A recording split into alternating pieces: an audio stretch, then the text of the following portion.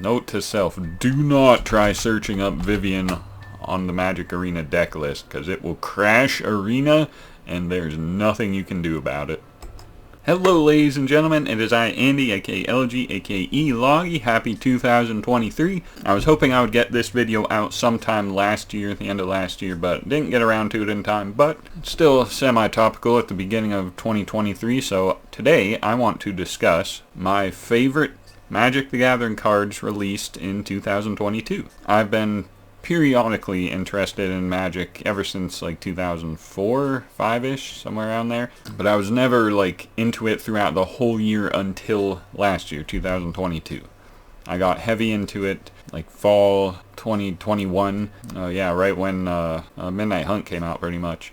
And so yeah, I've been heavily invested in Magic all throughout 2022, so I wanted to make a top 10 list of my favorite cards throughout the year. I had a slot for honorable mentions, and I was going to put them like in a deck by themselves, but Arena is being wild right now, and when I try to search up a card on here on the deck search feature, it just completely crashes Arena, and there's seemingly nothing I can do to fix it. So just gonna wait for Arena to reboot, and I'll be right back. So I guess the best way to do this, since I hilariously can't search up cards anymore, would be to just put like an image up on screen of the card I'm conveying. So I had a lot of honorable mentions, actually, like 21 honorable mentions. So this could have been a top 30, but narrowed it down to 10. I feel like that's better. I'll just do 5 honorable mentions, my top 5 honorable mentions. Beginning at the bottom with Cruelty of Gix. You know, I kind of like Reanimator, this standard. I do play standard and Explorer, so, and a little bit of a Brawl Commander. So all of those do affect my reasoning, but I guess most of these would be standard. So yeah, Cruelty of Gix, just a nice reanimation option. Also allows you to see your opponent's hand, tutors up any card you need.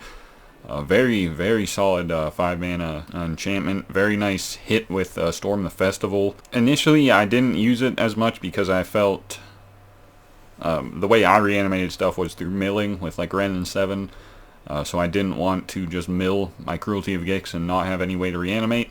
That's why I stuck with Diagraph Rebirth, but lately I've been mixing it up using both of them, and I do think I prefer Cruelty of Gix now just because it has so much more additional value than the flashback of Diagraph Rebirth. That is in mill specific, so could go either way really. Number 4 honorable mention, I have Workshop Warchief. This boy is he's a good boy. He's 5 mana, 5/3. Wants to be Thragtusk, but is kind of better, kind of worse than Thragtusk. He doesn't have a leaves the battlefield clause. It's just when he dies. So Mindless Farewell gets around it completely. All the mindless 3-mana white enchantments that exile invalidate it completely. But when it does die, you get a 4/4. And it itself has Trample and Blitz. Blitz is huge. Being able to haste it into play in order to deal lethal damage is crazy good. In that regard, I kind of think I prefer Workshop Warchief to Thragtusk, just because the ability to blitz it into play and draw off of it. And the trample on it is very nice. And not really much to say about Workshop Warchief. Number 3 honorable mention, I have Fable of the Mirror Breaker. I mean, this is no surprise, needs no explanation. Just a very, very good card. Played in pretty much every deck ever. A lot of decks I know just splash red just to be able to play this, and it's no surprise why this card kind of crazy. I didn't want to include it in the top 10, but had to include it in the honorable mentions. Second honorable mention, I have Vivian on the Hunt. Just because I really like her birthing pod ability to tutor up your deck. If you build it right, have a bunch of options of different cost creatures so you can continue the cycle.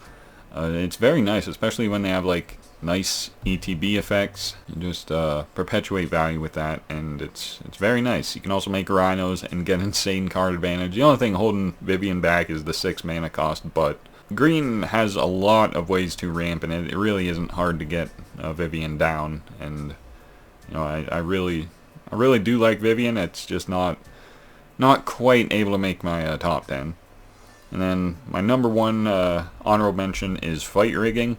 Such stupid value. It's so easy to meet the hideaway requirement. Comparatively with the other of these hideaway cards that let you play a card for free, none of them are fair. Being able to play a card for free is never fair, but I think green is the most unfair because it's just about the easiest requirement to meet, and the fact that you're in green means you're probably playing, or you at least have access to a lot of ramp and a lot of more playable high cost spells, so you'll be able to hit a more explosive target with your fight rigging. So I do think fight rigging is the most broken of those hideaway cycle. It's my favorite just because I like green. If you haven't learned that about me, yes, green is my favorite color. A lot of this list, actually there's a nice distribution of colors in the actual top 10, but I do love green. Hideaway is my favorite one, although I do think it is the most busted and might be a little sus, might need to be banned at some point, but yeah, I had to include it in the honorable mentions just because in Explorer I get turn 3 Ulamogs and just win the game that way. It's so good, but yeah, might need banned, but yeah, that's that. Now on to my actual top 10 list, and I'm actually going to boot up a deck since I know for sure I have all of these in decks and I won't need to use the search function and completely crash Arena. But here we are on Big Tez. Rip me Hook Massacre. This deck is no longer legal, but my number 10 card is the man himself, my boy Tesseract, Betrayer of Flesh. I don't know. I never really get into artifacts that much, but this Planeswalker is very, just generally good. It doesn't feel broken in any way. It feels fair, it feels good, and it's just an all-around, feels good Planeswalker when you can get it to work optimally. The card advantage from the +1 is great. Animating artifacts permanently is great. And he has an ultimate that I don't think I've ever resolved. Maybe I have. I don't know. But yeah, overall, just a very fun card. I haven't used it in a while, pretty much since this Meat Hook got banned and this deck became illegal, but I would like to continue using Tesseract because he is a very fun Planeswalker that, like I said, isn't unfair. It's just very fun and is able to help you without getting into some degenerate strategies. So just looking at this deck makes me want to use it again. Alright, and here we are at number 9. This is another blue card. I'll give you a few seconds to determine which one it is among these blue cards here, and it's Jenga Taxis. I kind of have a love-hate relationship with the Praetors. The whole Phyrexian vibe, I don't mesh with it, but Jenga Taxis, Vorinclex especially, even Sholdred and Elish Norn coming up, that's going to be insane. But yeah, Jenga Taxis I really kind of gravitated towards, not so much initially like when Kamigawa first came out, but like a little after that I realized just how good of an effect this is. Being able to negate your opponent's instants and sorceries while copying your own. The mana cost was a little restrictive, but there are of course plenty of ways around that. You can even ramp and just cast them, which I've definitely done numerous times. But overall, a very, very fun card. I think this card was actually in that other deck, so I could have just left it on the same on the same deck. Oh no. But yeah, the only thing bad about Jenga Taxis is it gets hit with like enchantment removal, like what is that 6-mana Wooburg, like Okagachi thing. Can't remember the name. Dragon Calm You're Born, maybe. That hits it. All the mindless 3-mana white enchantments hit it. You can force them to 2-for-1 themselves, like nullify their first spell, then make them burn their second one on it.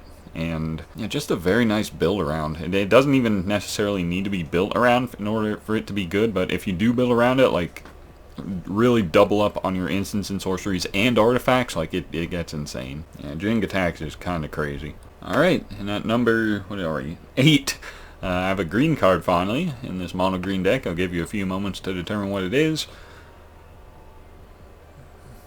Alright, time's up. The answer is Terrace Under. This is the reason that I splash a little black in all of my mono green decks now, just because this is such a good removal piece.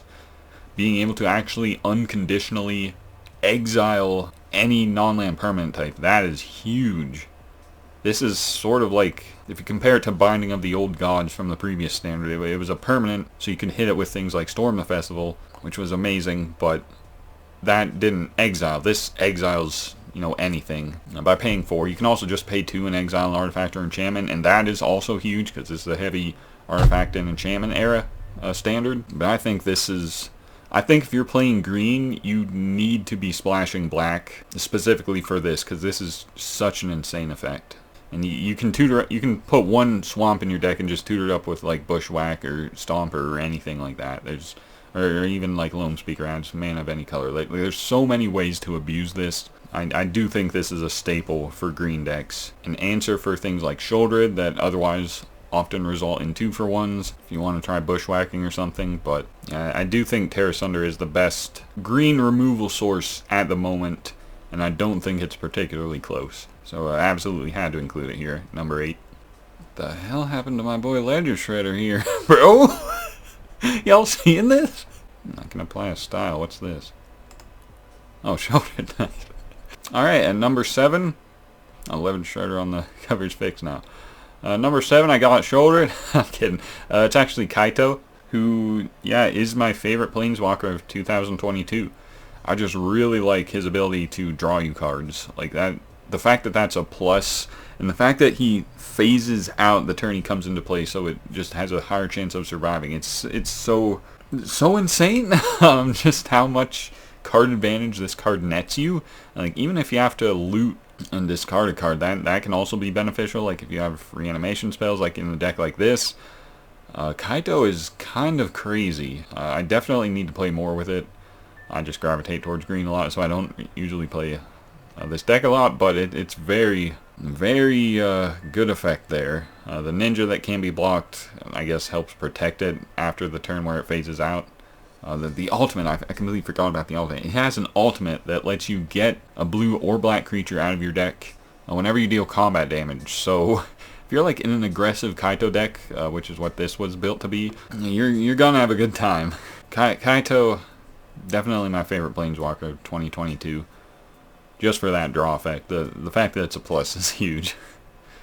It feels like you're cheating when you're drawing and plussing with Kaito. It just feels that way to me. Yeah, I really like Kaito. Alright, and to begin the bottom half of the top 10 list, I have this bad boy, Thundering Raiju. I love the modified mechanic, just as a whole. I think it's a very good effect, and Thundering Raiju is kind of debatably the best payoff for having modified. The 4 mana 3/3 with haste by itself can just, you know, be enough in certain game states. But the fact that it can bolster itself if nothing is on board, it can bolster other things and burn the opponent, it's just a very solid option. I have not gotten enough use out of Thundering Raiju, and I'll definitely have to fix that going forward. Make sure to get my usage out of it while it's still in standard, because I really love this card. I often forget just how much I love it until I rediscover it again, and I'm like, yeah, it's time to use Thundering Raiju again, because even the art looks so good. I'm not sure what Thundering Raiju is supposed to be. I often think it's flying, because it appears to be flying like on the art, but then I have to remember that it isn't, and that kind of trips me up a bit sometimes. But no, just haste, no flying. So even still, Thundering Raiju is very much deserving of the number 6 spot on my favorites list, because that is how much appreciation I have for this card. Alright, ladies and gentlemen, we are officially on the top half of my top 10 favorites list, and beginning at number 5, I got the Dank man himself, Reckoner Dank Buster. Like, this was initially a card I overlooked, just because I'm not really into vehicles, I'm not really into artifacts, so this kind of slipped under my radar. I think the first time I tried using Dank Buster was in like a Fires of Invention deck, where I benefit from the fact that I didn't need to spend mana. That's what really got me onto Dank Buster, and I'm like, okay, I need to start using this thing in Standard, because it's incredible. Drawing cards for effectively free, I mean, it costs 2 mana, but it's very good, and if you're not in a position to do that, you can very often be in a position to just attack with it. A 4/4 that's not really susceptible to sorcery speed removal is great. Late game, like if you top deck this, you can just play it, pay 2 mana to play it, pay 2 more to draw, and then hopefully still have some mana left to play whatever you draw. It's just overall solid. Looking back, I really can't believe it took me like a month or so to actually get onto this card, because it is very good. This is the truth. This might be my favorite vehicle. Like, no exaggeration. Like, I like this way better than like Chariot or Parhelion or like any of the primary vehicles. Like this might be my favorite artifact vehicle. I just really love how much utility this is able to provide you. Even if it only can draw you 3 cards before it is unable to give you any more, like it's still very solid. Easily my number 5 card of 2022. Alright, number 4, we actually do not need to leave this deck. This is my most used deck, by the way. Brothers War Storm the Festival. Here we have an inconspicuous option that I overlooked for a very, very long time, and I think others kind of overlook it as well. That is actually Bossaiju Reaches Skyward. This is just a straight +2. You drop it and put 2 force in your hand. That can be very nice. Make sure you continuously hit land drops in your green decks that have continuously more powerful cards that you need mana for, so that's always nice. But either way, it's still a strict +2, so that's kind of amazing. The second chapter has little applications. I have had an experience where it did work for me one time, and I will get into that, but the third chapter where it transforms into Branch of Bossaiju, where you get +1/+1/+1 for each land you control, that is huge, because in my green decks I'm always going to have a plethora of lands, so this is always going to be huge and get a huge target on its head. Meanwhile, it already gave me the +2 lands I needed to actually, play my other spells, and it's just, this is so much value, and I just really can't believe I overlooked it for as long as I did. And that second chapter I mentioned, the only real application I had for this was my opponent had an enchantment heavy deck, and one time I was able to recycle Bossaiju and just keep, destroying their problematic enchantments while giving them lands. Normally I hate Bossaiju, not this card Bossaiju, like actual Bossaiju. I forget the official name of that. Bossaiju Who Endures, the actual land that can destroy an artifact or enchantment from your opponent, but then they ramp. I hate the fact that it makes them ramp. I have trouble playing Bossaiju because I hate allowing my opponent to ramp. But in a situation like that, where my opponent had a lot of heavy enchantments, and I was just able to recycle Bossaiju with Bossaiju Reaches Skyward and put me in an advantageous position because of that. That was probably the only time the second chapter had any real applications, but the first chapter and the third chapter are incredible. This also has reach too, which is insane, because you can just block flyers for days because of how big it's going to be. So yeah, I think this is very, very slept on and very much deserving of the number 4 spot on my top 10 favorites. Alright, number 3, another one we do not need to change the deck for. It is actually my boy Topiary Stomper. Unlike the past couple cards where I overlooked, I knew Topiary Stomper was the truth from the moment I saw it spoiled. I love this artwork, though. I don't really like the Tyrannosaurus Rex stomping around in like a city. I think this is a way better art for the card. It just looks so satisfying. I guess it's supposed to be like a Triceratops maybe, or Stegosaurus. Either way, if you look really closely at the art, you can see like gravestones coming out of the top of it, just to depict the size. I really, really love this card. Being able to ramp you any basic land is very incredible. Can't attack or block until you have 7 lands, but when you do have 7 lands, it's a 4/4 with Vigilance. And the Vigilance is very, very nice. Like, do not overlook that. You definitely get the benefits of ramping very much with Stomper. Like, I try to include, if I want to be ramping lands, I just feel like this is the absolute best option, just because it's a body.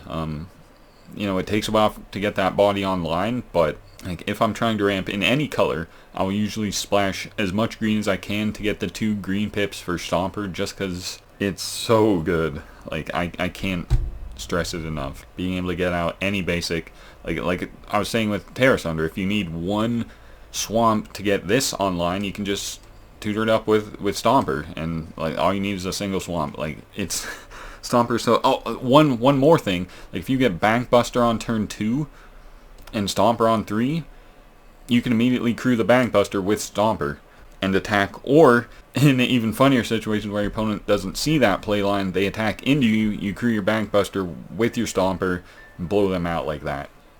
I've had that happen more times than it probably should happen, but pretty much if I make a green deck in Standard I am playing Topiary Stomper. That is how important I feel it is. Because the main part of Green is you want to get land so you can play your cards. And Arena has this fixation where it thinks it's funny to cap you at 2 lands, so you can't actually play your Stomper on turn 3 or ever, because you're just stuck at 2 lands. But being able to mitigate that by when you are finally able to play your Stomper and actually get lands and play the game, it's so satisfying. I cannot stress my love for Topiary Stomper enough. There are 2 cards I like better than Stomper, but I think there's a very noticeable gap between the top 3 and the other 7, because Stomper is just an instantaneous staple, in my opinion, for my green decks, just because of how good it is, ramping you, and the push 3 mana 4/4 with Vigilance.